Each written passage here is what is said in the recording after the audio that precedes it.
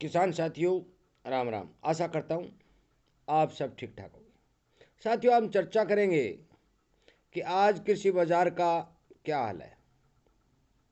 साथियों, मैं लगभग 1.5 वर्ष से ये देखता आ रहा हूँ कि कृषि बाजार को पूर्ण रूप से पीटा जा रहा है। इसकी भरपूर पिटाई हो रही है। साथियों, मैं सोशल मीडिया के माध्यम से वीडियो बना बनाकर हर तरह की किसान की आवाज़ उठा रहा हूँ, संगठन बनाने की कोशिश कर रहा हूँ। सोशल मीडिया का ज़माना है, इसीलिए इस संगठन को कामयाब करने की आपसे भरपूर उम्मीद करता हूँ। इसीलिए आपसे ये विनम्र प्रार्थना करता हूँ कि आप इस चैनल के साथ जुड़ें, सब्सक्राइब करें। यदि मेरी बात आपको अच्छी लगती है तो इसे लाइक भी करें। दोस्तों, शेयर करना बहुत ज़रूरी है, क्योंकि जो भी हम विचार विमर्श करते हैं वो हर एक किसान भाई तक बात पहुंचनी ज़रूरी है। साथियों, पिछले 1.5-2 वर्ष से कृषि बाजार की भरपूर पिटाई हो रही है। साथियों, मेरी समझ में ये नहीं आता कि इतनी ज़्यादा डिमांड होने के बावजूद, प्रोडक्शन कम होने के बावजूद किसान को भाव क्यों नहीं मिल पाते। भारत के बाजार का मैं जो जिक्र करूं तो आपको बता दूं कि आज से 1.5 महीने पहले जो नरमा के भाव 55,000 रुपये प्रति कैंडी थे, तो नरमा 6800-6900 रुपये बिक रहा था। आज वही भाव 61,000 रुपये के नज़दीक पहुंच गए, परंतु नरमा 6800 और 6900 रुपये के बीच ही बिक रहा है। साथियों, इस बात का किसी को पता ही नहीं कि ये खेल क्या किया जा रहा है। जब मंदी आती है तो अंतर्राष्ट्रीय बाजारों में मंदी का हवाला देते हैं, और जब देश के अंदर खपत बढ़ती है तो बाहर से नाज मंगवाने का हवाला देते हैं। इधर उधर जितने भी हवाले दें या बहाने बना बनाकर किसान का माल सस्ते में लूटा जा रहा है। साथियों, क्या हर इस दुनिया के अंदर, पूरी दुनिया में हर देश के अंदर किसान का क्या यही हाल है? भारतीय किसान की सुध क्यों नहीं लेता कोई? इसे सड़कों पर उतर उतर के आंदोलन क्यों करने पड़ते हैं? भाव के लिए दर दर ठोकरें क्यों खानी पड़ती है? कभी पानी के लिए आंदोलन करता है, कभी भाव के लिए आंदोलन करता है, कभी मुआवजे के लिए आंदोलन करता है, कभी बीमा के लिए आंदोलन करता है। मेरी समझ ये नहीं आ रही कि सरकार इस ओर ध्यान क्यों नहीं दे रही, क्योंकि एक बहुत बड़ा मध्यम वर्ग किसानी के साथ जुड़ा हुआ है, और इस वर्ग को पूर्ण रूप से कोई संभालने वाला आज तक खड़ा नहीं हुआ। साथियों, इस देश के अंदर एक कहावत ठीक बैठती है। वो कहावत पुराने ज़माने में किसी महाराज के खिलाफ लिखी गई थी, और उस महाराज ने अपनी जनता के सुध न लेते हुए जनता को बर्बाद किया था। और वो कहावत थी, अंधेर नगरी चौपट राजा, टकै शेर भज और टकै शेर खाजा।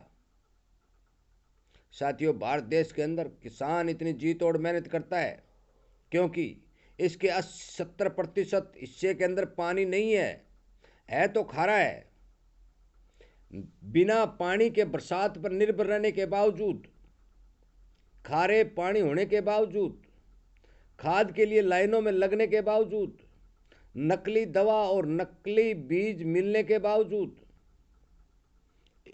बेमौसमी बरसात, ओले, अंधड़ आदि के बावजूद भी किसान इस देश को भरपूर अन्न पैदा करके दे रहा है।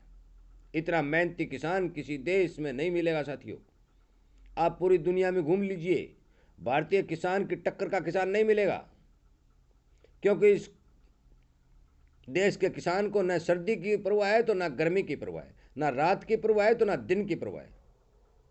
इसी तरह भारतीय जवान को ले लीजिए, अपनी जान खपा देगा परंतु सीमा को सुरक्षित रखेगा।